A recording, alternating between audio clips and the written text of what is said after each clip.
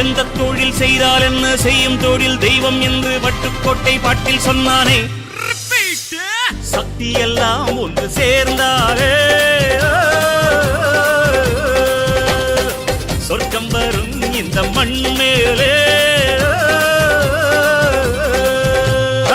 தேவுடா தேவுடா ஏழுமலை தேவுடா, சூடுடா சூடுடா எங்க பக்கம் சூடுடா.